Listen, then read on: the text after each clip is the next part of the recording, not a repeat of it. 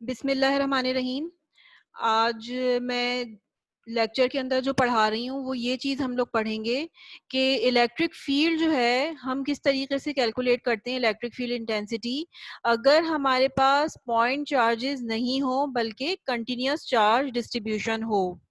और continuous charge distribution के बारे में मैंने आपको बताया था कि चार्जेस जो हैं वो इतने सारे किसी जगह पर रखे हुए हैं कि हम उनको अलग अलग नहीं देखते बल्कि हम उनको कंटिन्यूस तस्वुर करते हैं और हम कहते हैं कि चार्जेस जो हैं वो इकट्ठे एक जगह पर रखे हुए हैं। जैसे कि मैंने अभी आपको इससे पहले इलेक्ट्रिक फील्ड कैलकुलेट करवाई थी इलेक्ट्रिक डायपोल की और क्वाड्रोपोल की। तो उसमें हमने देखा था कि हमारे पास इलेक्ट्रिक डायपोल के केस के अंदर 2 पॉइंट चार्जेस थे और इलेक्ट्रिक क्वाड्रोपोल के अंदर 4 पॉइंट चार्जेस थे, लेकिन इसके अंदर हमारे पास बहुत सारे चार्जेस जो है वो अ, होंगे। ठीक है, तो अब हम कंटिन्यूस चार्ज डिस्ट्रीब्यूशन जो है वो देखना चाहते हैं और मैंने आप लोगों को ये भी बताया था कि हम लोग कंटिन्यूस चार्ज डिस्ट्रीब्यूशन जो है वो 3 तरह की हमारे पास डिस्ट्रीब्यूशन होती हैं सिंपल केसेस के अंदर। एक तो लाइन चार्ज डिस्ट्रीब्यूशन होती है, एक जो है वो सरफेस चार्ज डिस्ट्रीब्यूशन होती है, यानी चार्जेस जो है वो किसी सरफेस के ऊपर रखे हुए हों, फॉर एग्जांपल किसी प्लेन के ऊपर रखे हुए हों। ठीक है, और लाइन चार्ज डिस्ट्रीब्यूशन जैसे किसी लाइन के अंदर चार्ज रखे हुए हों। उसके अलावा वॉल्यूम चार्ज डिस्ट्रीब्यूशन भी होती है, जैसे किसी स्फेयर के अंदर पूरे इनर से आउटर वॉल्यूम के अंदर चार्जेस जो हैं वो डिस्ट्रीब्यूट हुए हुए हों।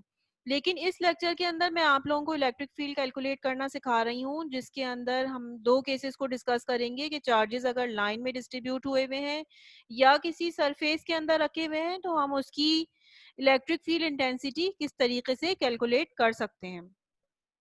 अच्छा, यहाँ पर मैंने बताया हुआ है कि लाइन चार्ज डिस्ट्रीब्यूशन के भी 2-3 केसेस हम देखेंगे कि ज़रूरी नहीं है कि अगर लाइन लिखा हुआ है तो एक सिंपल स्ट्रेट लाइन के अंदर चार्जेस कहीं स्ट्रेट रखे हुए हों, बल्कि वो एक लाइन जो है वो एक रिंग की फॉर्म में भी हो सकती है। और ऐसा भी हो सकता है कि हमारे पास कहीं फुल रिंग मौजूद ना हो बल्कि हाफ बहुत पतली सी एक रिंग मौजूद हो जिसके अंदर चार्जेस जो है वो डिस्ट्रीब्यूट हुए हुए हो। तो हम ये तीनों केसेस जो है वो स्टडी करेंगे और हम ये देखेंगे कि इलेक्ट्रिक फील्ड हम इन डिफरेंट सिचुएशंस के अंदर किस तरीके से डिटरमाइन कर सकते हैं। अच्छा, अब जब हमें इलेक्ट्रिक फील्ड फाइंड आउट करनी होती है तो सबसे पहली चीज़ का जो ध्यान हमें रखना पड़ता है वो ये रखना पड़ता है कि हमारा जो पॉइंट ऑफ इंटरेस्ट है जहाँ पर हम इलेक्ट्रिक फील्ड डिटरमाइन करना चाहते हैं वो कौन सा पॉइंट है, वो पॉइंट हमें पता होना चाहिए। क्यों वो पॉइंट हमें पता होना चाहिए? इसलिए पता होना चाहिए, जैसे हमने पढ़ा था कि अगर हमारे पास कोई पॉइंट चार्ज रखा हुआ है Q, तो उसकी इलेक्ट्रिक फील्ड जो होती है वो हर पॉइंट पे डिफरेंट होती है। लेट्स सपोज अगर मैं इस पॉइंट पे उसकी इलेक्ट्रिक फील्ड निकाल रही हूँ तो उसकी इलेक्ट्रिक फील्ड इंटेंसिटी ज्यादा निकलेगी। अगर मैं इस पॉइंट के ऊपर निकाल रही हूँ तो इलेक्ट्रिक फील्ड इंटेंसिटी कम निकलेगी। तो इसका मतलब ये हुआ कि इलेक्ट्रिक फील्ड इंटेंसिटी वो क्या है, is a function of R. Different different position पे इलेक्ट्रिक फील्ड इंटेंसिटी जो है वो क्या होती है, डिफरेंट होती है। तो हमें सबसे पहले ये पता करना पड़ेगा डेरिवेशन करने से पहले कि हम किस पॉइंट के ऊपर इलेक्ट्रिक फील्ड कैलकुलेट करना चाहते हैं, क्योंकि डिफरेंट पॉइंट्स के ऊपर इलेक्ट्रिक फील्ड जो होगी वो क्या होती है, वो डिफरेंट होती है। और हमारा मेन ऑब्जेक्ट जो है वो क्या है कि हम ये सीखें कि अच्छा भाई, इससे पहले तो हम पॉइंट चार्ज की इलेक्ट्रिक फील्ड इंटेंसिटी निकालते थे। तो पॉइंट चार्ज की इलेक्ट्रिक फील्ड इंटेंसिटी निकालने के लिए कूलम ने हमें जो फॉर्मूला बताया था हम वो इस्तेमाल करते थे। लेकिन अब अगर हमारे पास चार्जेस पॉइंट की सूरत में नहीं है बल्कि क्लस्टर की फॉर्म में है, कि वो हमें अलग अलग नज़र नहीं आ रहे बल्कि एक गैदर फॉर्म में नज़र आ रहे हैं, तो फिर हम कंटिन्यूस चार्ज डिस्ट्रीब्यूशन को किस तरीके से उसकी डेरिवेशंस करते हैं और किस तरीके से हम उसकी इलेक्ट्रिक फील्ड इंटेंसिटी जो है वो हमें कैलकुलेट करना चाहिए, तो हम ये चीज़ अभी इस लेक्चर के अंदर सीखना चाहते हैं।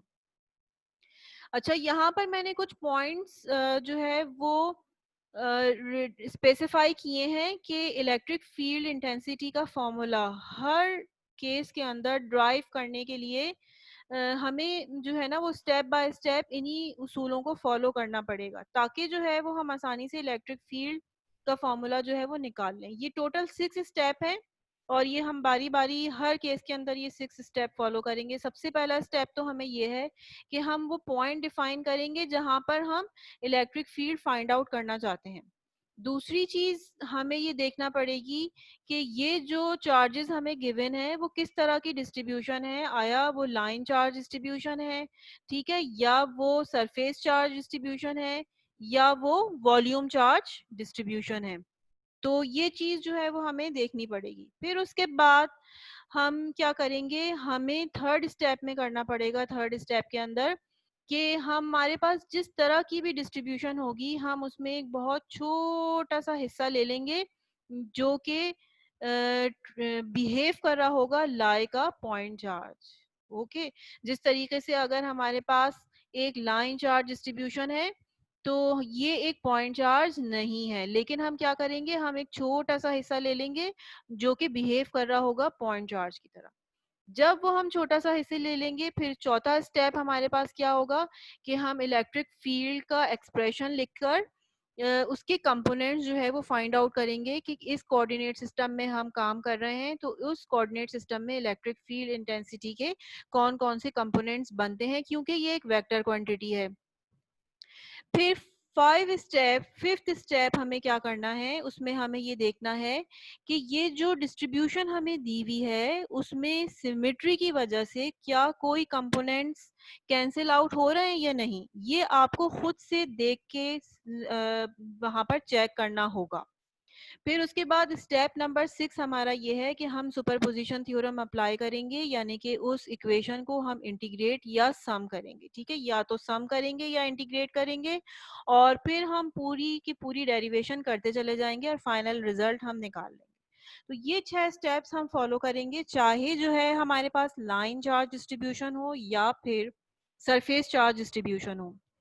तो सबसे पहला मैं जो केस यहाँ पर कंसीडर कर रही हूँ वो है लाइन चार्ज डिस्ट्रीब्यूशन, और लाइन चार्ज डिस्ट्रीब्यूशन के अंदर भी मैंने क्या किया है कि मैंने ये कह दिया है कि मेरे पास जो चार्ज डिस्ट्रीब्यूट हुए हुए हैं वो एक रिंग के अंदर डिस्ट्रीब्यूट हुए हुए हैं। ठीक है, तो अच्छा यहाँ पर हम पहले तो इस फिगर को अच्छी तरीके से समझ लेते हैं कि ये जो डायग्राम है इसको हम देख लेते हैं। हमने अपनी आसानी के लिए क्या किया है कि इस रिंग के बिल्कुल सेंटर के ऊपर हमने अपना कोऑर्डिनेट सिस्टम डिफाइन कर दिया है। कोऑर्डिनेट सिस्टम ये देखिए, ये जो है ना मेरा एक्स एक्सिस है, ये मेरा वाई एक्सिस है, और ये मेरा जो है वो क्या है, जेड एक्सिस है। और ये जो पूरा की पूरी रिंग है, ये एक रिंग मेरे पास रेगुलर सर्कुलर शेप में मौजूद है, ये इरेगुलर शेप की रिंग नहीं है। इसका रेडियस जो है वो कैपिटल आर से जो है वो शो किया गया है, यहाँ पर इसका ये रेडियस है। अच्छा, अब हमें क्या करना है, अब हम इलेक्ट्रिक फील्ड फाइंड आउट करना चाहते हैं अगर चार्जेस जो हैं वो यहाँ पर इस रिंग के ऊपर रखे हुए हैं।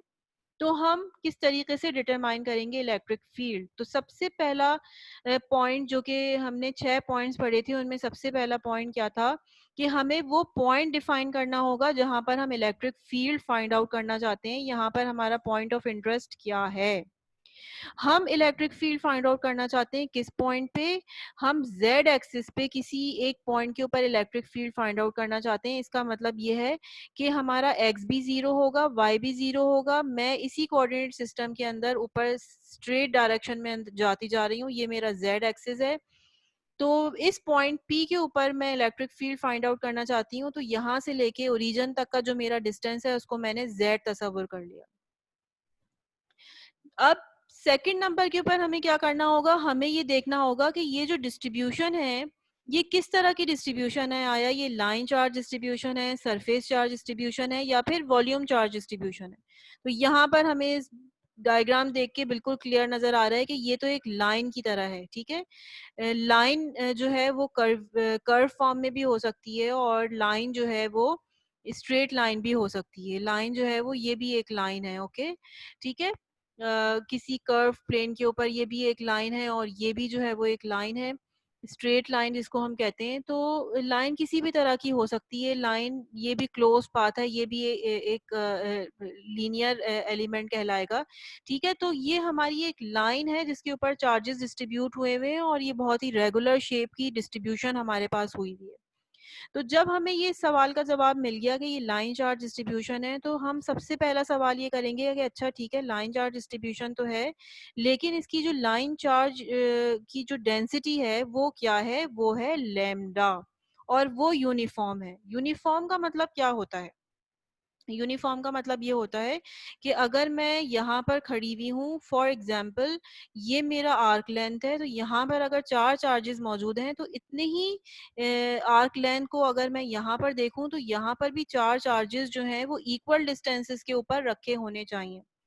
ऐसा नहीं है कि मैं उस डिस्टेंस के ऊपर मौजूद हूँ तो सिर्फ 2 चार्जेस रखे हुए हों, या मैं उसी डिस्टेंस के ऊपर मौजूद हूँ तो 4 चार्जेस तो हों, लेकिन या ये जगह खाली हो और ये जगह भरी हुई हो।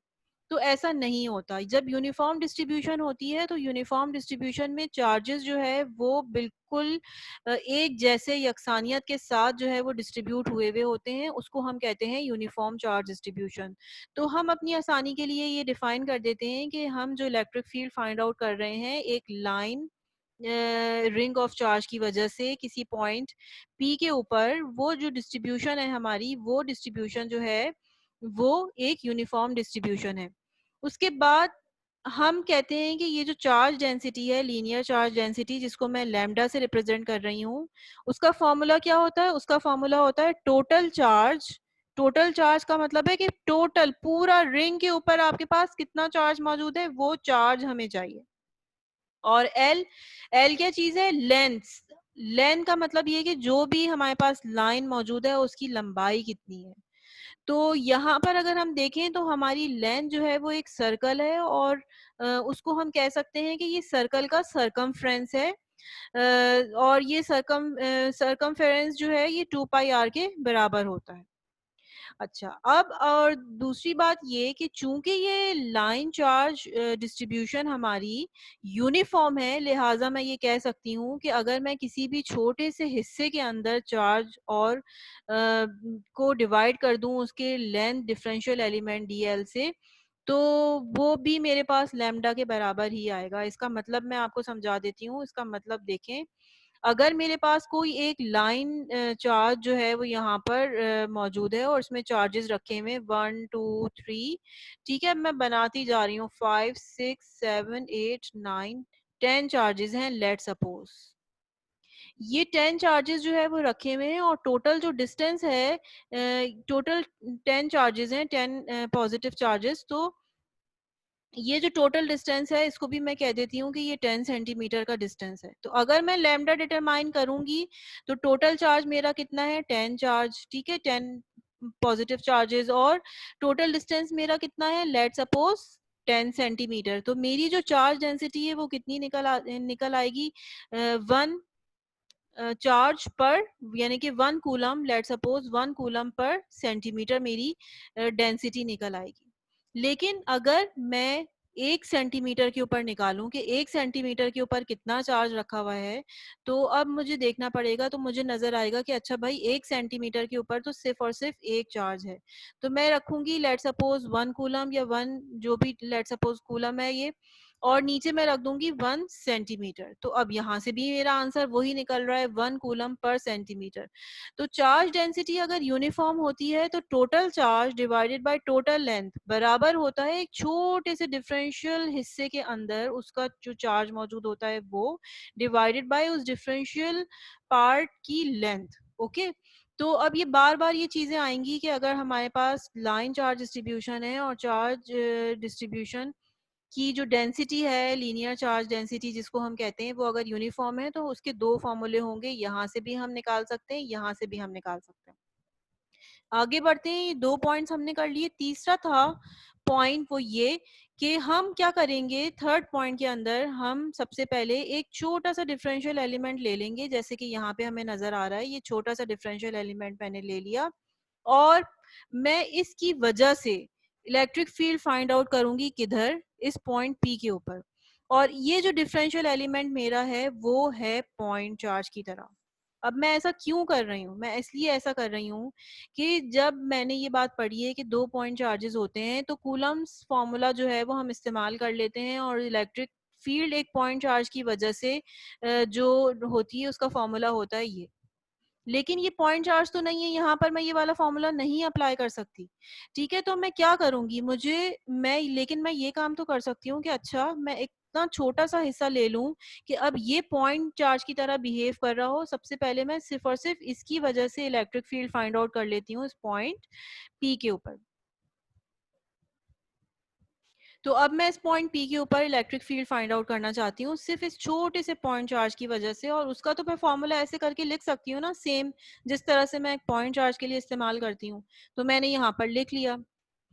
ठीक है जनाब, अब मुझे क्या करना था, चौथे स्टेप में मुझे डिफाइन करने थे कि कंपोनेंट्स। ये एक पॉइंट चार्ज का फॉर्मूला मैंने लिख लिया, लेकिन अब मुझे कंपोनेंट्स बताने हैं। तो अगर मैं गौर से देखूं तो ये जो मेरा प्लेन है, ये लेट सपोज ये जो मेरा प्लेन बन रहा है, ये प्लेन, ठीक है, ये मैंने ये ले लिया एक डायग्राम, ये वाला डी क्यू ले लिया। इस डी क्यू के हिसाब से ये जो है ना मेरा प्लेन बन रहा है, और जब मैं इस डी क्यू की वजह से electric field intensity find out करूंगी, तो वो इलेक्ट्रिक फील्ड इंटेंसिटी जो होगी वो होगी इस तरह से, इस पॉइंट को क्रॉस करेगी। ठीक है, बल्कि मैं इसको थोड़ा सा और फेयर कर दूं, अगर ये डायग्राम जो है ना क्लियर हो जाए तो फिर समझने में ज्यादा आसानी हो जाती है। ये जो डायग्राम मैंने यहाँ पर दिखाई हुई है, इसमें सिर्फ और सिर्फ जो है ये वाला पॉइंट चार्ज दिखाया हुआ था, लेकिन मैंने अपने कंपोनेंट्स में रिजॉल्व करने के लिए, अपनी आसानी के लिए, मैंने ये वाला डी क्यू ले लिया, और ये पॉजिटिव चार्जेस लेट सपोज इस रिंग ऑफ चार्ज के ऊपर मौजूद हैं। तो इसकी वजह से जो इलेक्ट्रिक फील्ड होगी उसकी डायरेक्शन क्या होगी, ये डायरेक्शन होगी। इसी तरीके से जब ये डायरेक्शन मेरी बनेगी इलेक्ट्रिक फील्ड की, तो अब मुझे क्या चीज चाहिए, मुझे कंपोनेंट्स में रिजॉल्व करना, और मुझे पता है कि ये वाला जो मेरा प्लेन है ये जेड एक्सिस है, ये वर्टिकल, और ये वाला जो प्लेन है ये मेरा वाई एक्सिस है। तो मेरे दो कंपोनेंट्स बनेंगे, एक मेरा जेड कंपोनेंट बनेगा और एक मेरा वाई कंपोनेंट बनेगा इलेक्ट्रिक फील्ड का। तो अब मुझे कंपोनेंट्स बनाने हैं, कंपोनेंट्स बनाने के लिए मुझे जो है वो कंपोनेंट्स के अंदर रिजॉल्व करना होगा। तो मैं यहाँ से देख रही हूँ कि ये जो मेरी लाइन है ये z एक्सिस है, अगर ये इलेक्ट्रिक फील्ड है तो ये मेरा z कंपोनेंट होगा और ये मेरा y कंपोनेंट होगा। थीटा मैं अपनी आसानी से जो मुझे सहूलत हो मैं ले सकती हूँ। थीटा को मैंने क्या ले लिया, ये वाला थीटा ले लिया है। ठीक है, थीटा मैं ये वाला भी ले सकती हूँ, लेकिन मुझे उसमें कैलकुलेशन में प्रॉब्लम होगी। ये वाला मुझे पता है कि दो इंटरसेक्टिंग लाइंस जब होती हैं तो ये वाला थीटा और ये वाला थीटा जो है वो क्या होता है, बराबर होता है। तो चूंकि ये दोनों थीटा मुझे एक्चुअल में चाहिए, ये वाला थीटा, ये थीटा जो है यहाँ से अगर मैं निकालूंगी ई जेड कंपोनेंट तो मेरा बन जाएगा ई कॉस थीटा, और ये सामने वाला मेरा बन जाएगा ई साइन थीटा। लेकिन जब मुझे साइन थीटा की यानी थीटा की वैल्यू मुझे चाहिए, कॉस थीटा की और साइन थीटा की वैल्यू चाहिए, तो मुझे एक ट्राइंगल की जरूरत पड़ेगी, क्योंकि ये ट्रिग्नोमेट्रिक रेशियोज हैं। तो वो ट्राइंगल मैं नीचे वाला कंसीडर कर लूंगी और उससे मैं थीटा की वैल्यू जो है वो इवॉल्व कर लूंगी, तो मुझे आसानी होगी। इस वजह से मैंने अपना थीटा जो है वो ये वाला रखा है। नाउ तो अब मुझे पता चल गया कि मेरे दो कंपोनेंट्स हैं, एक तो ई जेड कंपोनेंट और एक E Y component. E Z component मेरा क्या आ गया, ई जेड कंपोनेंट मेरा आ गया के D Q R square cos theta. ठीक है, ये मेरा ई जेड कंपोनेंट है ना, जो कि जेड एक्सिस के साथ है।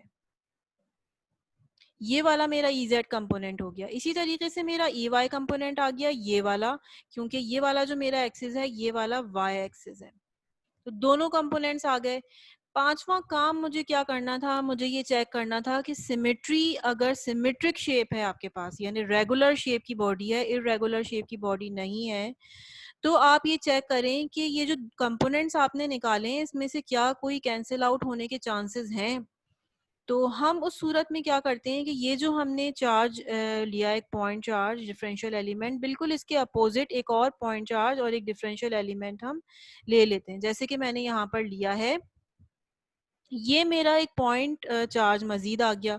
अब मैं इसकी वजह से इलेक्ट्रिक फील्ड अगर फाइंड आउट करने की कोशिश करूं, तो अगर मैं इस डायग्राम को थोड़ा सा क्लीन कर देती हूँ ताकि मुझे जो है वो समझने में आसानी हो जाए, इसको मैं रब कर देती हूँ।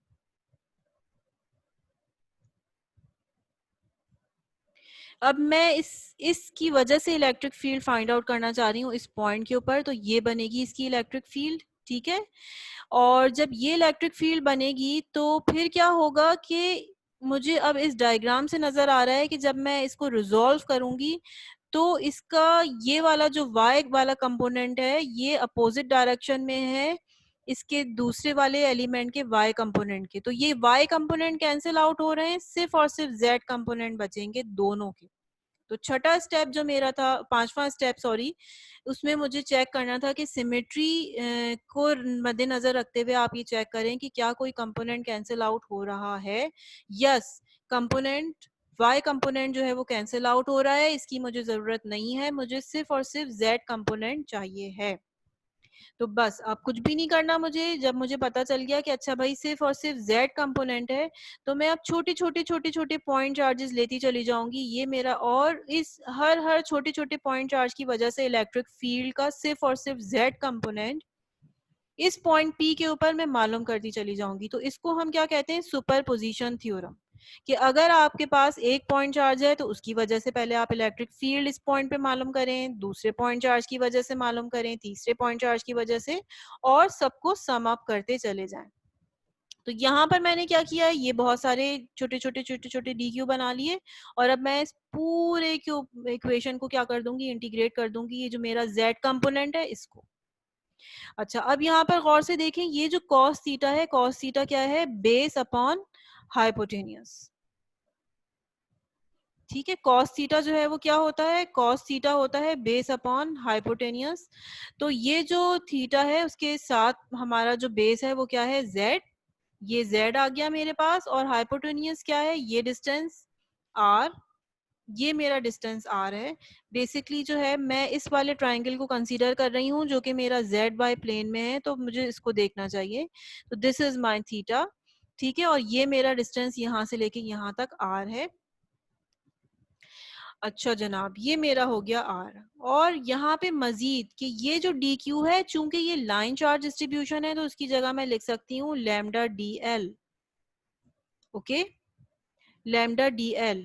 और यहाँ पर ये जो k है ये कूलम कांस्टेंट है, तो ये बाहर आ गया k, और ये जो z है ये बाहर आ जाएगा, दिस इज z, ठीक है, ये z है।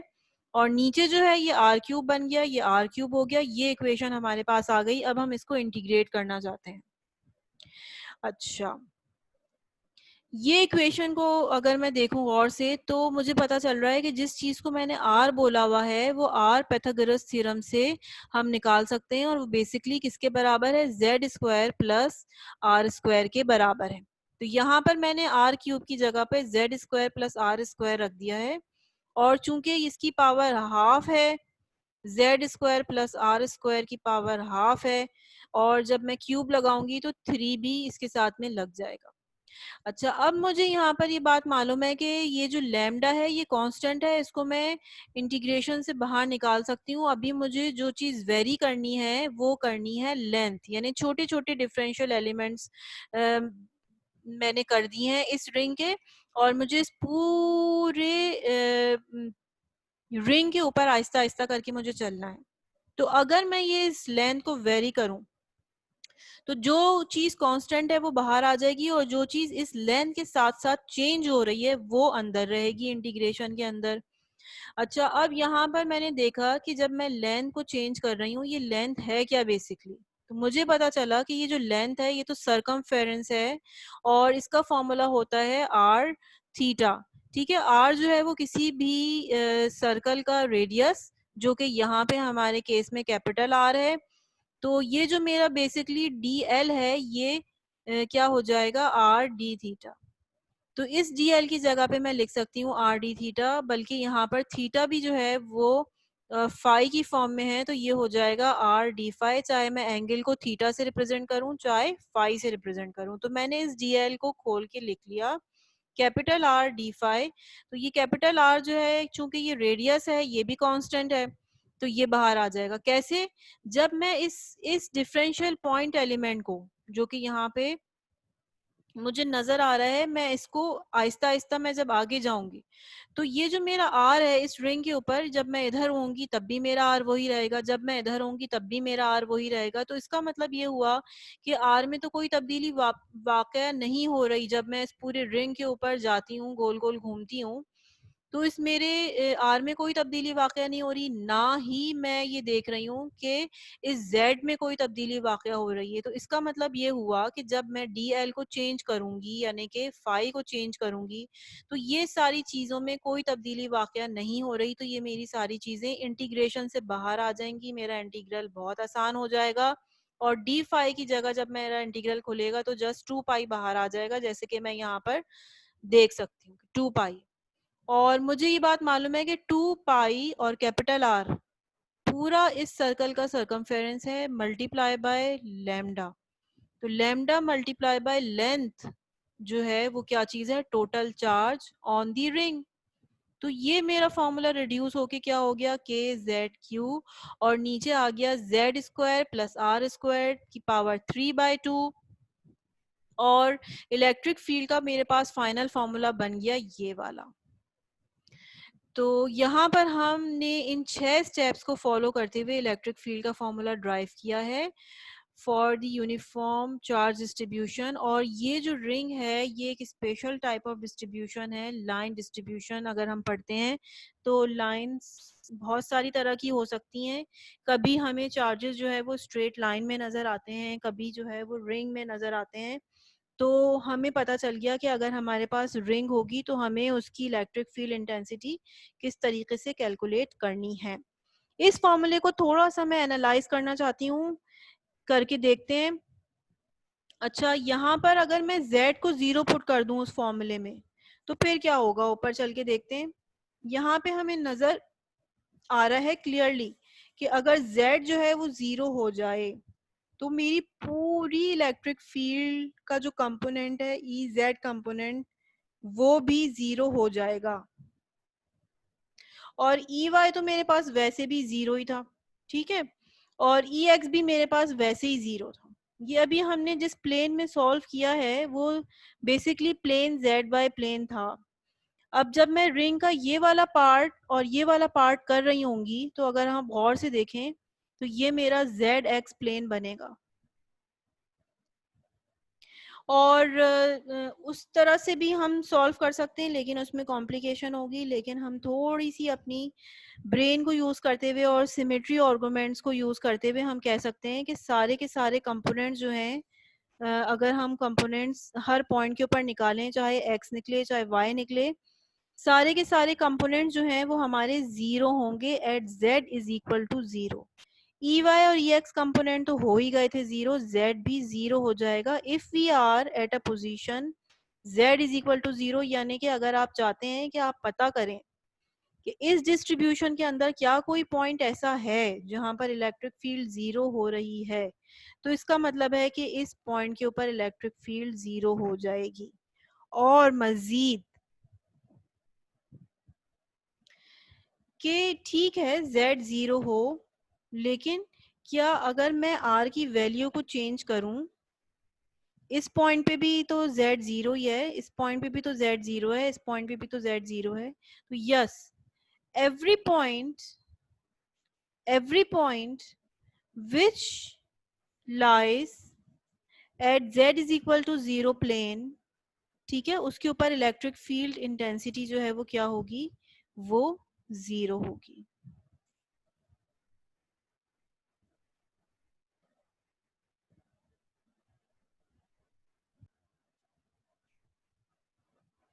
अब हम एक दूसरा केस देखते हैं। लाइन ही चार्ज के अंदर जो है वो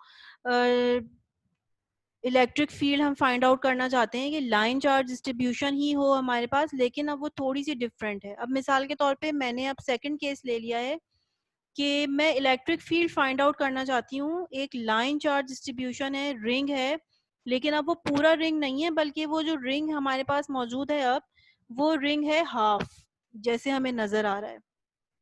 और इसमें देखिए इन्होंने लिखा हुआ भी है, एक प्रॉब्लम है कि एक थिन ग्लास रॉड ली, उन्होंने उसको बैंड कर दिया।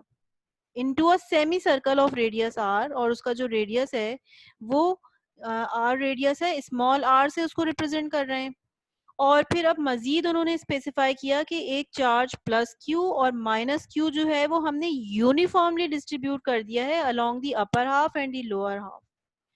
तो जाहिर है कि ये जो है वो हाफ पार्ट में पॉजिटिव चार्ज आ गया और हाफ पार्ट में नेगेटिव चार्ज आ गया। तो अब हमसे क्या कह रहे हैं कि इलेक्ट्रिक फील्ड फाइंड आउट करें एट अ पॉइंट, ये वाला पॉइंट जिसके ऊपर इलेक्ट्रिक फील्ड को हमें फाइंड आउट करना है। तो अब हम दोबारा से वही एनालिसिस करते हैं जो कि हमने पहले की थी, उन्हीं स्टेप्स को, 6 स्टेप्स को जो है वो हम फॉलो करते हुए आगे बढ़ते हैं। तो सबसे पहला पॉइंट ये कि हमें ये पता होना चाहिए कि इलेक्ट्रिक फील्ड हम किस पॉइंट के ऊपर मालूम करना चाहते हैं, वो पॉइंट आप स्पेसिफाई करें। तो वो पॉइंट जो है वो क्या हो गया, वो ये वाला पॉइंट हो गया, सेंटर वाला पॉइंट, एक हाफ सर्कल का सेंटर वाला पॉइंट, जिसको हम कह सकते हैं कि वो रीजन के ऊपर है, वो उस जगह पर हम इलेक्ट्रिक फील्ड फाइंड आउट करना चाहते हैं। फिर दूसरा सवाल कि आपको ये पता करना होगा कि किस तरह की डिस्ट्रीब्यूशन है, लाइन चार्ज, सरफेस चार्ज या फिर वॉल्यूम चार्ज। तो ये एक लाइन चार्ज डिस्ट्रीब्यूशन ही है।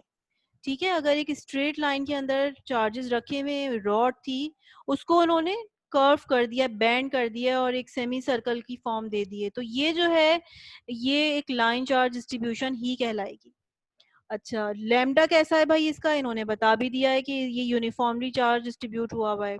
अगर यूनिफॉर्म चार्ज डिस्ट्रीब्यूशन है तो जो यूनिफॉर्म चार्ज डिस्ट्रीब्यूशन है उसका फॉर्मूला ये होता है कि लैम्डा जो है वो total charge divided by total length भी होती है, या फिर हम छोटे से हिस्से डिफरेंशियल एलिमेंट के अंदर जो मौजूद चार्ज है उसको निकालें और उसके डिफरेंशियल डिस्टेंस से उसको डिवाइड कर दें, तो भी हमारे पास जो डेंसिटी आएगी वो चूंकि यूनिफॉर्म है वो सेम होगी।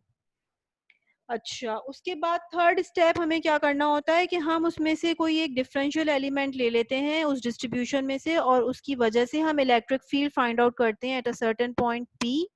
और ऐसा हम क्यों करते हैं, क्योंकि ये जो फॉर्मूला होता है ये सिर्फ पॉइंट चार्ज के लिए ही होता है, तो हमें एक पॉइंट चार्ज ही लेना होता है इस डिस्ट्रीब्यूशन के अंदर। हमने फिर क्या किया, एक छोटा सा एक डिफरेंशियल एलिमेंट ले लिया और हमने कहा कि ये बिहेव करता है लाइक अ पॉइंट चार्ज, तो हमने इसको डी क्यू बना दिया।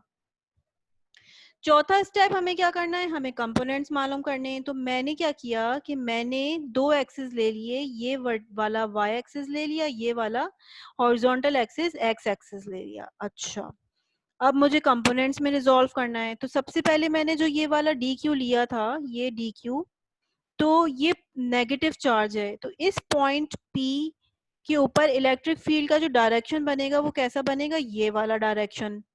ये इलेक्ट्रिक फील्ड है मेरी। तो अब इसके मुझे कंपोनेंट्स बनाने हैं। तो मैंने क्या किया, ये वाला एंगल जो कि फाई मेरा एंगल था, इसी के साथ साथ जो लाइन जा रही है वाई एक्सिस के साथ, और ये वाली जो लाइन जा रही है एक्स एक्सिस के पैरेलल, इस पे मैंने कंपोनेंट्स में इसको रिजॉल्व कर दिया। तो चूंकि मेरी इलेक्ट्रिक फील्ड का डायरेक्शन ये है, तो कंपोनेंट्स की डायरेक्शन क्या होगी, नेगेटिव वाई एक्सिस और नेगेटिव एक्स एक्सिस। तो ये जो है वो मैंने कंपोनेंट्स बना लिए कि दो कंपोनेंट्स बनेंगे, एक तो मेरा बनेगा कौन सा वाला कंपोनेंट, एक्स कंपोनेंट, और एक मेरा बनेगा वाई कंपोनेंट। यहाँ पर मैं लिख भी देती हूँ कि ये मेरा कौन सा कंपोनेंट है, वाई, और ये मेरा कौन सा कंपोनेंट है, एक्स। तो दो कंपोनेंट्स बनेंगे, ये बन भी गए। ठीक है, y कंपोनेंट में मेरे पास आ रहा है cos फाई और x कंपोनेंट मेरे पास आ रहा है sin फाई।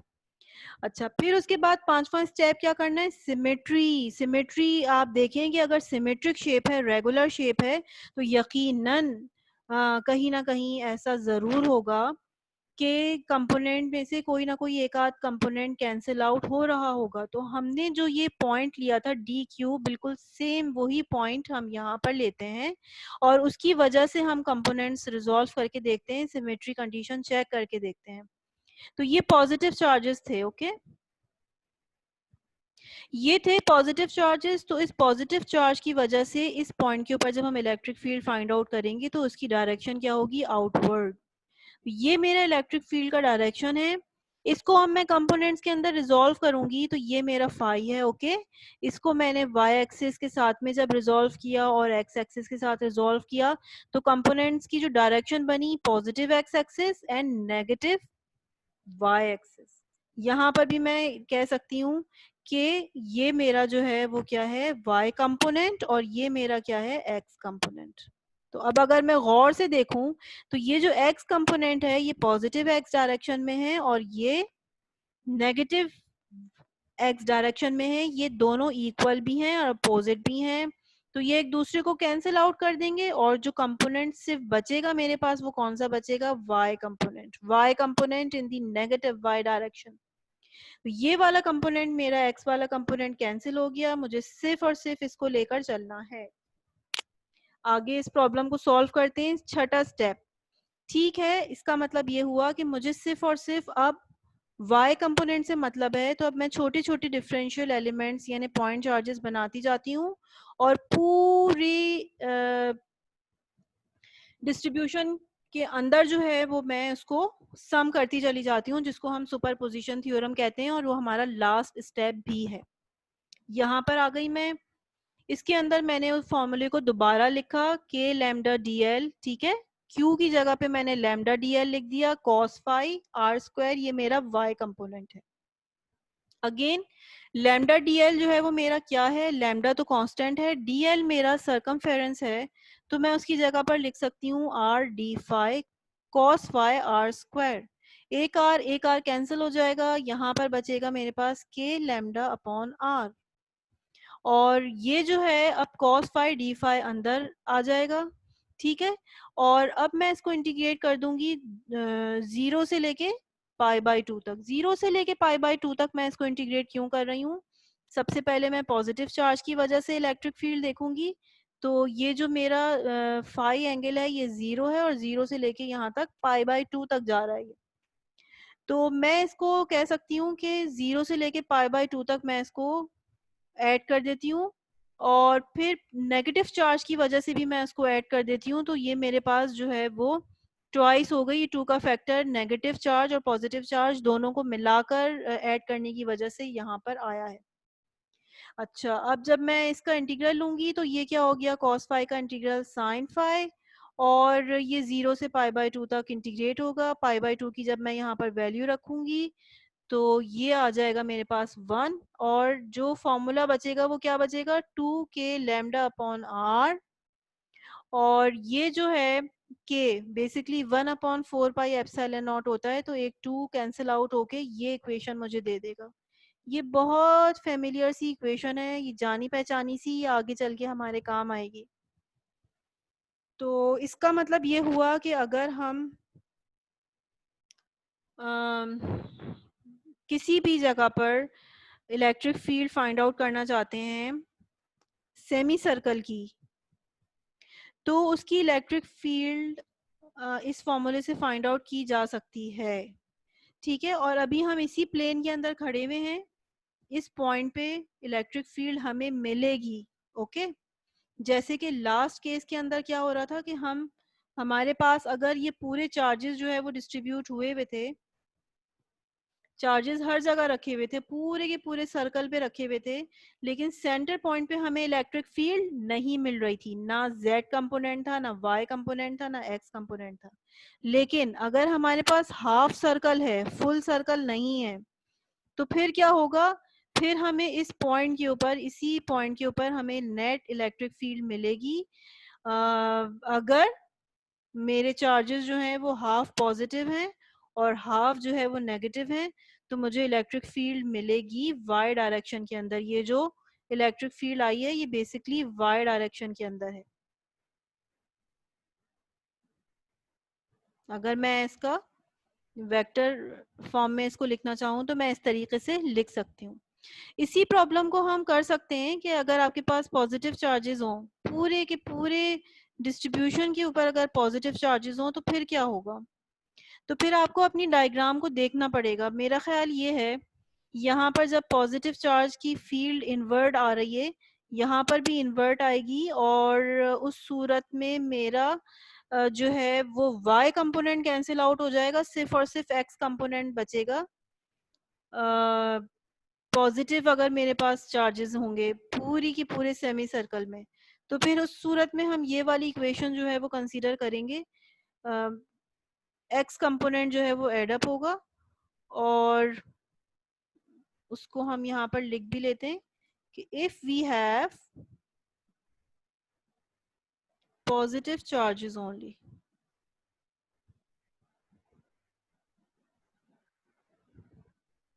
तो उस वक्त मेरे पास जो इलेक्ट्रिक फील्ड का कंपोनेंट होगा वो होगा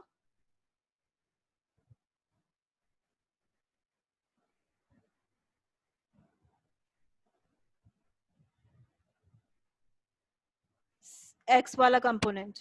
और फिर हम उसको करते हैं सॉल्व मजीद। डीएल की जगह पे मैंने लिख लिया आर डी फाई और ये हो गया साइन फाई और नीचे R square is equal to K lambda R और इसको इंटीग्रेट कर लेते हैं ई एक्स टोटल 0 से लेके पाई तक। अब ये जो पॉजिटिव चार्जेस हैं ये पूरे के पूरे पाई तक जा रहे हैं, तो ये आ जाएगा साइन फाई डी फाई और इसको सॉल्व करेंगे तो मेरे पास आ जाएगा माइनस कॉस फाई 0 से लेके पाई तक। जब मैं यहाँ पर पाई की वैल्यू पुट करूंगी तो -180 हो जाएगा, ये प्लस आ जाएगा, ओके +1 माइनस और माइनस अगेन फिर +1, तो तब भी मेरे पास ये आ जाएगा 2k लैम्डा अपॉन आर।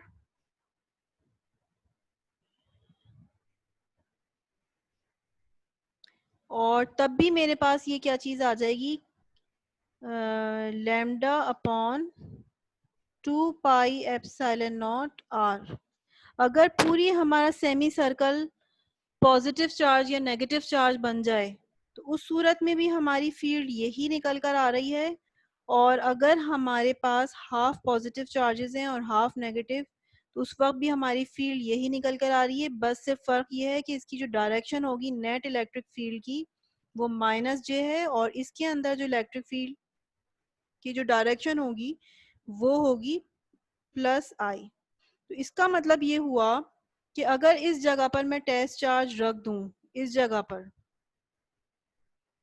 उस सूरत में जब हाफ मेरे पास पॉजिटिव हो और हाफ नेगेटिव हो, तो ये वाला पॉजिटिव चार्ज मूव करेगा किस डायरेक्शन में, इस डायरेक्शन में।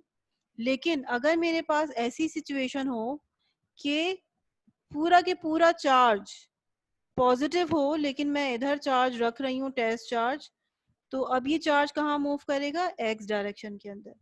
मैग्नीट्यूड दोनों सूरत में हमारा सेम निकल रहा है, लेकिन सिर्फ और सिर्फ डायरेक्शन जो है उसके अंदर फर्क है। तो एक केस जो है वो हमने इसको मॉडिफाई करके देख लिया कि अगर रिंग ऑफ चार्ज के बजाय मेरे पास अगर हाफ रिंग है तो उस सूरत में हम उसको किस तरीके से सॉल्व करते हैं।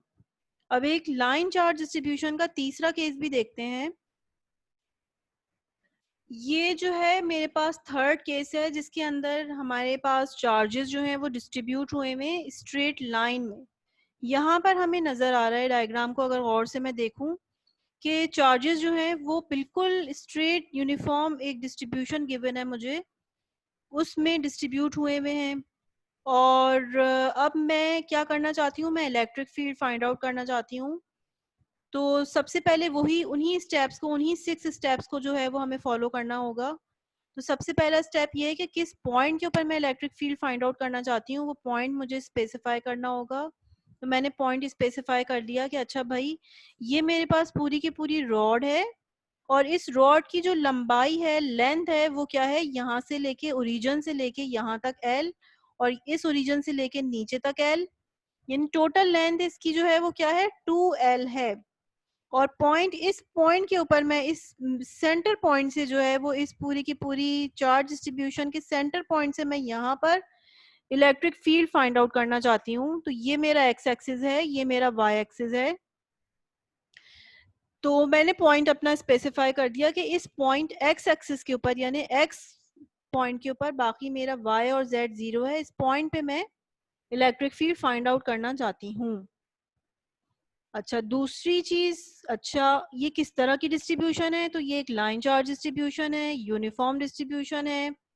और अगर यूनिफॉर्म डिस्ट्रीब्यूशन है तो उसकी उसकी जो चार्ज डेंसिटी है वो total charge divided by total length करके भी मैं निकाल सकती हूँ। और मैं एक डिफरेंशियल एलिमेंट के अंदर भी देख सकती हूँ कि कितना चार्ज मौजूद है, और फिर मैं उसको डिफरेंशियल एलिमेंट से डिवाइड कर दूंगी, तब भी मेरे पास वही चीज आएगी, क्योंकि ये यूनिफॉर्म डिस्ट्रीब्यूशन है। तो अब थर्ड पॉइंट जो है वो मेरे पास क्या आएगा? अच्छा भाई, जब मैं इलेक्ट्रिक फील्ड फाइंड आउट करना चाह रही हूँ इस पॉइंट के ऊपर, तो मैं तो कूलम्स लॉ का सिर्फ फॉर्मूला जानती हूँ, तो मुझे सिर्फ और सिर्फ एक पॉइंट चार्ज लेना होगा। वो मैंने ले लिया ये वाला, एक डिफरेंशियल एलिमेंट मैंने ले लिया डी क्यू। तो उसकी वजह से मैं इलेक्ट्रिक फील्ड लिखूंगी किस पॉइंट के ऊपर? इस पॉइंट के ऊपर। और इस पॉइंट चार्ज के और इस पॉइंट ऑफ इंटरेस्ट के दरमियान जो डिस्टेंस है वो स्मॉल आर है। आगे चलते हैं। हाँ, तो यहाँ पर मैंने उस इलेक्ट्रिक फील्ड का फॉर्मूला लिख दिया कि वो एक डिफरेंशियल एलिमेंट की वजह से जो फॉर्मूला होगा वो ये होगा। और इस डी क्यू को मैं लिख सकती हूँ लैम्डा डी एल, यानी कि charge density multiply by length of the distribution. अब चौथा पार्ट ये है कि अब हमें कंपोनेंट्स बताने होंगे। कंपोनेंट्स जो है मैंने एक्सिस डिफाइन किए थे एक्स और वाई, तो लिहाजा दो ही कंपोनेंट्स बनेंगे एक्स और वाई।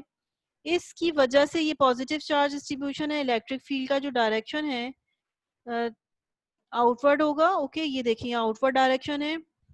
तो अब मुझे जो है वो उसके कंपोनेंट्स रिजॉल्व करने होंगे along the X axis, along the Y axis. तो ये मेरे कंपोनेंट्स बनेंगे। ये वाला कंपोनेंट मेरा होगा ई एक्स कंपोनेंट, और ये वाला कंपोनेंट होगा ई वाई कंपोनेंट। और यकीनन ई एक्स जो होगा वो मेरा ई कॉस थीटा होगा, अगर मैं थीटा ये वाला लूं, और मैं यही लूंगी क्योंकि मुझे पता है कि जो दो इंटरसेक्टिंग लाइंस होती हैं उनके दरमियान जो एंगल होता है वो सेम होता है, तो उसको भी मैंने थीटा ले लिया है। ये जो है ई साइन थीटा हो जाएगा। वाई कंपोनेंट, तो दो कंपोनेंट्स बन रहे हैं यहाँ पर, एक्स वाला जो है वो कॉस थीटा और वाई डायरेक्शन के अंदर साइन थीटा। तो ठीक है, मैंने कंपोनेंट्स बना लिए। अब मुझे क्या करना है? मुझे सिमेट्री चेक करनी है। अच्छा भाई, सिमेट्री कैसे चेक करूंगी? ओरिजिन से मैंने जो पॉइंट ऊपर लिया था, ये ओरिजिन से जो पॉइंट मैंने ऊपर लिया था उतने ही डिस्टेंस ओरिजिन से मैं नीचे आऊंगी। यहाँ पर भी मैं एक डिफरेंशियल एलिमेंट लूंगी, उसकी वजह से मैं इलेक्ट्रिक फील्ड फाइंड आउट करूंगी। उसका डायरेक्शन होगा ये। अब इसके भी कंपोनेंट जो है वो बनेंगे। इसके कंपोनेंट जब मैं बनाऊंगी तो मैं किस तरह से रिजॉल्व करूंगी? ये इसका y कंपोनेंट होगा ई वाई, और ये वाला जो कंपोनेंट होगा इसका ई एक्स कंपोनेंट। तो ई एक्स कंपोनेंट इसके ऐड हो रहे हैं, लेकिन ई वाई एक अपवर्ड की डायरेक्शन में और एक नीचे की डायरेक्शन में। तो इसका मतलब क्या है? ई वाई मेरा वैनिश हो रहा है, और सिर्फ मेरे पास बचेगा एक्स कंपोनेंट। तो एक्स कंपोनेंट जो है वो मैं लिख लूंगी, और मैं फिर क्या करूंगी कि ये जो छोटे छोटे पॉइंट चार्जेस मेरे यहाँ पर रखे हुए सब की वजह से इलेक्ट्रिक फील्ड फाइंड आउट करती चली जाऊंगी, और सिर्फ एक्स कंपोनेंट से अब मुझे मतलब है, क्योंकि मेरा Z component Y component vanish हो जाएगा। तो यहाँ पर मैंने यही काम किया है कि मैंने वैल्यू पुट अप कर दी है एक्स कंपोनेंट की, कॉस थीटा की। कॉस थीटा डायग्राम से मुझे यहाँ पर नजर आ रहा है कि चूंकि ये वाला थीटा है, इस थीटा की वैल्यू मुझे चाहिए, मुझे एक ट्राइंगल चाहिए होगा। ये वाला ट्राइंगल मैंने ले लिया। कॉस थीटा बराबर होता है बेस अपॉन हाइपोटेनियस के, बेस है x, let suppose this is the point x, और हाइपोटेनियस आपका है r, x अपॉन r हो गया। और r अगेन इस डायग्राम के अंदर अगर मैं देखूं तो मेरा बराबर है किसके? पाइथागोरस थ्योरम से निकलेगा x square plus L square.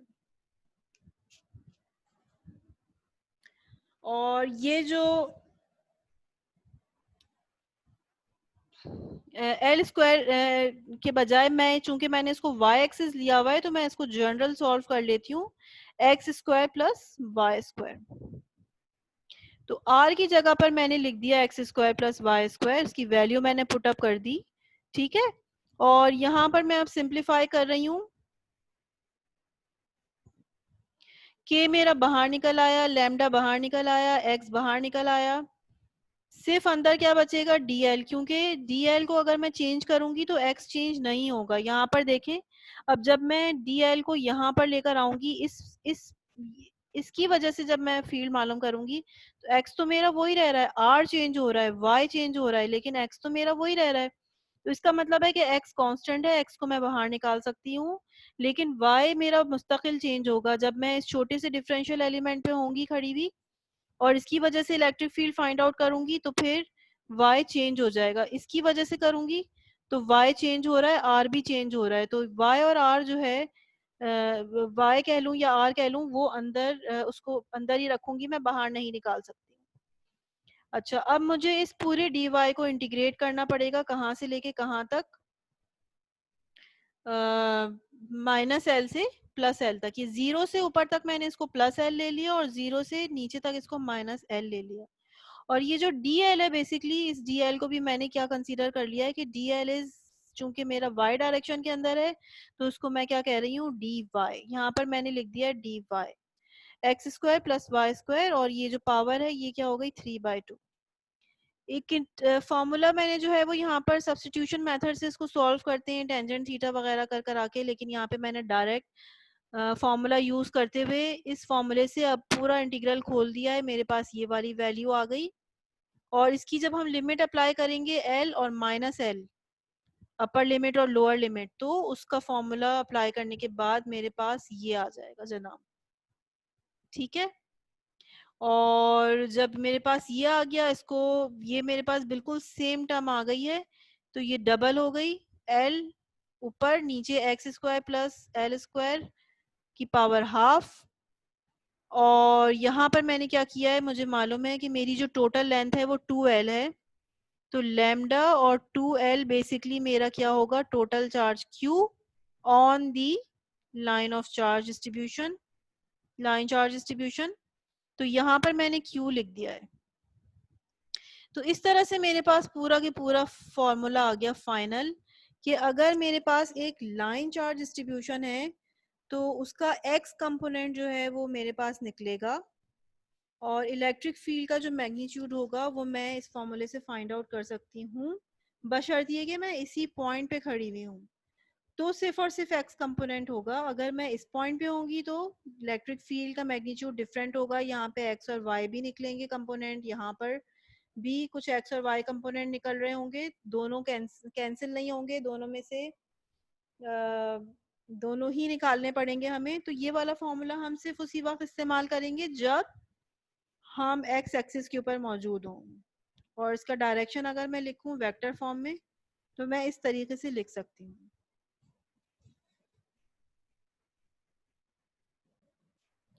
अच्छा, हम लोगों ने अभी तक 3 केसेस देखे जिसमें चार्जेस जो हैं वो लाइन में डिस्ट्रीब्यूट हुए हुए थे, और उनमें हम इलेक्ट्रिक फील्ड का फॉर्मूला जो है डिटरमाइन करने की कोशिश कर रहे थे। अब एक नई सिचुएशन है जिसके अंदर हमें चार्जेस जो हैं वो एक प्लेन के अंदर गिवन है, और वो कैसा प्लेन है, एक सर्कुलर डिस्क है, उसके अंदर चार्जेस जो हैं वो डिस्ट्रीब्यूट हुए में हैं। तो हम इलेक्ट्रिक फील्ड फाइंड आउट करना चाहते हैं अगर चार्जेस जो हैं वो डिस्क में डिस्ट्रीब्यूट हुए में हैं, तो उस उन्हीं 6 स्टेप्स को हम फॉलो करते चले जाते हैं और इलेक्ट्रिक फील्ड फाइंड आउट करते हैं।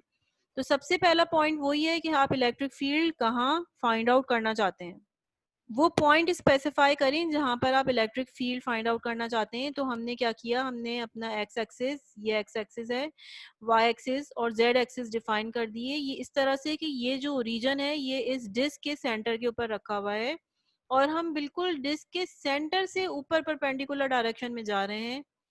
तो ये वाला जो पॉइंट है P, यहाँ मैं इलेक्ट्रिक फील्ड फाइंड आउट करना चाहती हूँ, ठीक है। ये मेरा z एक्सिस है, तो मैंने उसको बता दिया कि हम जिस पॉइंट के ऊपर इलेक्ट्रिक फील्ड फाइंड आउट करना चाहते हैं वो मेरा अपने हिसाब से z एक्सिस है, और वहां पर x और y कुछ भी नहीं है। सही है भाई। उसके बाद हमें देखना पड़ेगा कि ये कौन सी तरह की चार्ज डिस्ट्रीब्यूशन है, क्या ये लाइन चार्ज है, सरफेस चार्ज है या वॉल्यूम चार्ज है। तो हमें पता चलेगा कि अच्छा भाई, चार्जेस जो हैं वो एक प्लेन में डिस्ट्रीब्यूट हुए में हैं, तो this is the surface charge distribution, तो अब मैं कौन सा वाला फॉर्मूला लगाऊंगी, ये वाला, sigma is equal to total charge on the disc divided by area of the disc.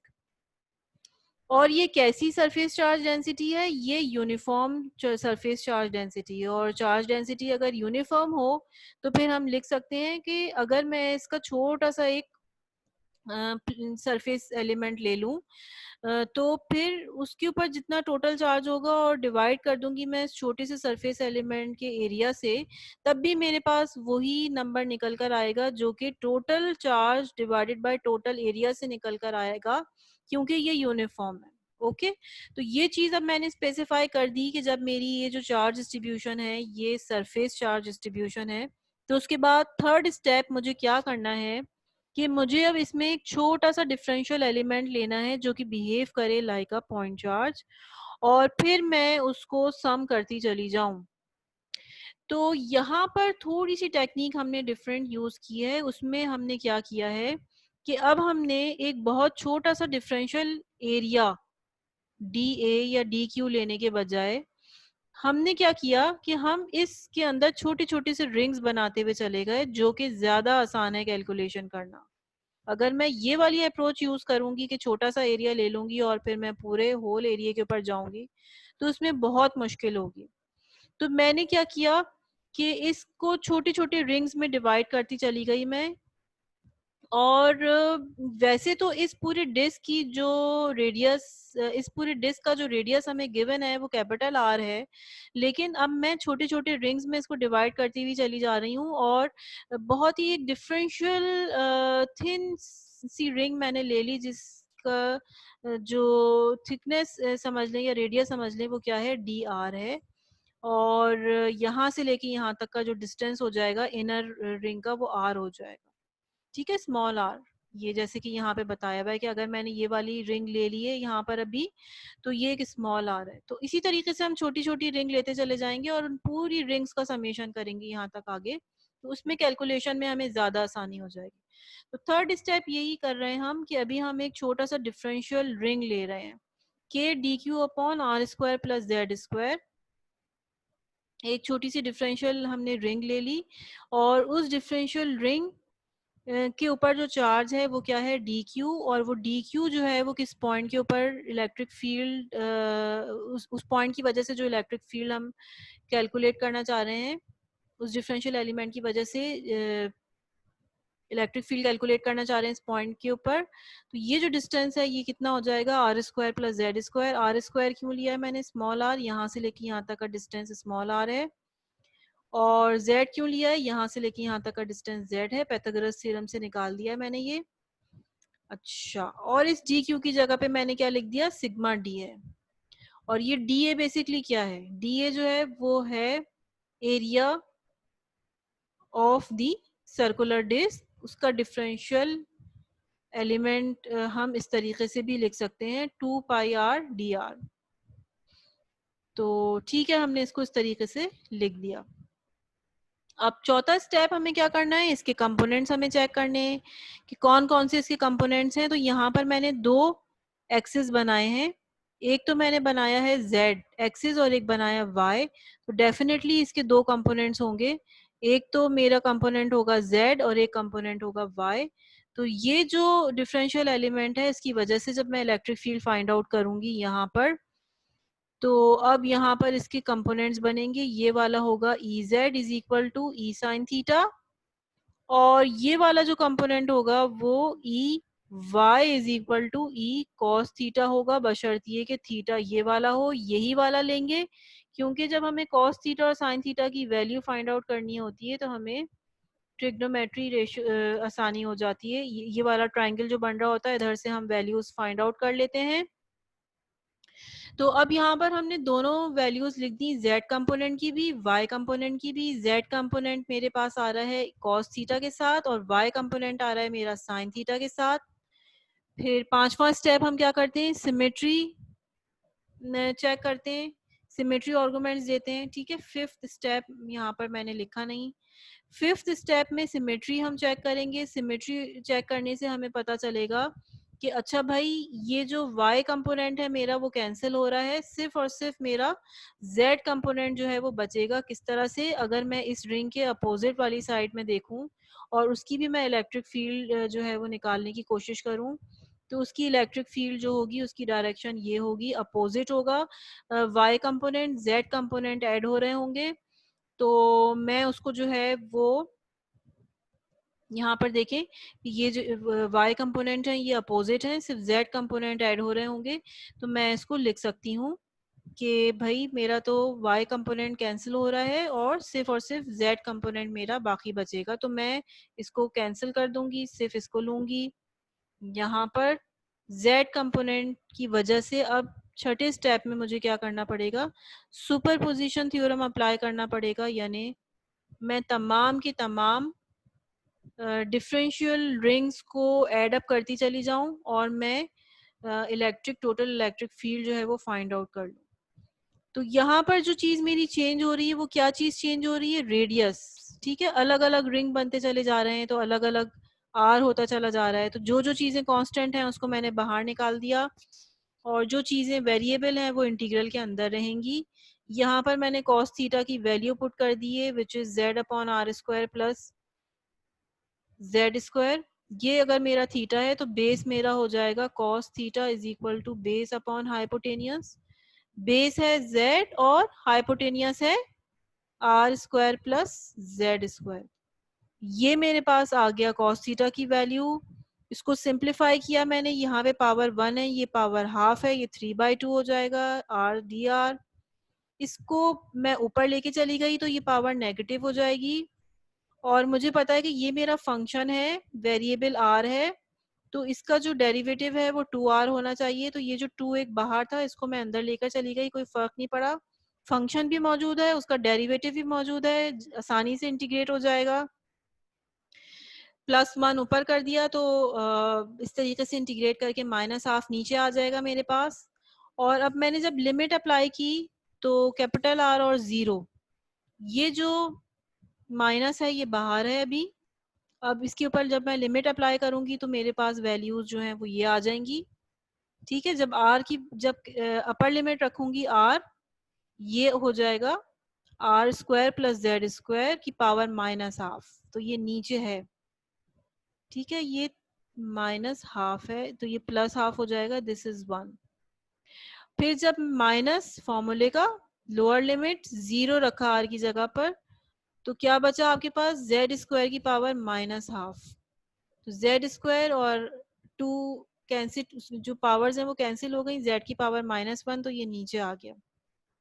अच्छा, अब यहाँ पर एक बाहर ये जो माइनस था ये बाहर आ गया था, इस फॉर्मूले को मैं आगे पीछे कर देती हूँ, 1/z में इधर कर देती हूँ और z से मैंने इसको मल्टीप्लाई भी कर दिया। ओके ठीक है, ये z है तो इसको z से मैंने मल्टीप्लाई भी कर दिया अंदर। तो यहाँ पर मेरे पास टर्म बच गई है 1 - z upon Z square plus R square की पावर 3/2। यहाँ पर देख सकते हैं हम। अच्छा, ये जो सरफेस चार्ज डेंसिटी है, total surface charge density uniform है, तो हम इस तरह से भी लिख सकते हैं, total charge divided by the total area of the disc. तो Q upon pi R square कर दिया मैंने। और ये जो 2 है, अच्छा ये और ये जो K है 1/4 पाई एप्सिलॉन नॉट, तो ये 2 कैंसिल आउट होगा तो यहाँ पर मेरे पास बच जाएगा 2 पाई एप्सिलॉन नॉट। ये वाला पाई और ये वाला पाई कैंसिल आउट हो जाएगा, ये बच जाएगा Q अपॉन आर स्क्वायर। और फाइनली ये चीज आ जाएगी मेरे पास 1 - z upon Z square plus R square. यानी मैं इसको इस तरह से भी लिख सकती हूँ और मैं चाहूँ तो मैं इस तरह से भी लिख सकती हूँ, ये वाला फॉर्मूला सिग्मा में ही मैं इसको रहने दूं, मैं चेंज ना करूं उसको। अगर मैं इसको सिग्मा में रहने दूंगी तो फिर मेरा ये जो फॉर्मूला है वो क्या हो जाएगा, ये वाला जो पाई है यहीं से मैं क्या करती हूँ, उस पाई को मैं इधर ले जाती हूँ। पाई आर स्क्वायर क्या चीज है, एरिया ऑफ द डिस्क। तो Q upon pi R square मेरा क्या बन जाएगा, सिग्मा अपॉन 2 एप्सिलॉन नॉट और 1 - z, पूरी की पूरी चीज यहाँ पर आ गई एज इट इज। अच्छा, और दूसरा मैं अब ये देख सकती हूँ कि ये मेरे पास इलेक्ट्रिक फील्ड का एक्सप्रेशन आ गया which is a function of a z। यानी कि अगर मैं डिफरेंट डिफरेंट पॉइंट के ऊपर खड़ी होंगी तो इलेक्ट्रिक फील्ड की वैल्यू जो है वो डिफरेंट होगी। लेकिन let suppose if z is 0, तो उस सूरत में क्या होगा, यहाँ पर मैं जब 0 पुट अप कर दूं तो electric field is not a function of r and z any more, it is a constant, it is a uniform electric field, क्योंकि यहाँ पर अब सब कांस्टेंट्स आ रहे हैं। तो this is the very important formula which we will come across when we study Gauss's law। तो ये बहुत अच्छा फार्मूला है एक खास पर्टिकुलर सिचुएशन के ऊपर। लेकिन अभी जो हमने फार्मूला ड्राइव किया है वो ये वाला ड्राइव किया है कि जब हम डिस्क के ऊपर इलेक्ट्रिक फील्ड कैलकुलेट करना चाहते हैं 6 स्टेप्स को हमें फॉलो करना पड़ेगा, और 6 स्टेप्स को फॉलो करके हम किसी भी तरह की डिस्ट्रीब्यूशन में इलेक्ट्रिक फील्ड फाइंड आउट कर सकते हैं। ओके, तो यहाँ पर मैं अपना लेक्चर एंड कर रही हूँ। यहाँ पर मैंने डेरिवेशंस जो हैं वो आप लोगों को कंप्लीट करवा दिए हैं। डेरिवेशन अच्छी तरह से समझ लें, फिर हम इसको आगे मजीद डिस्कस करेंगे, नेक्स्ट टॉपिक्स को भी देखेंगे और इसको भी डिस्कस करेंगे।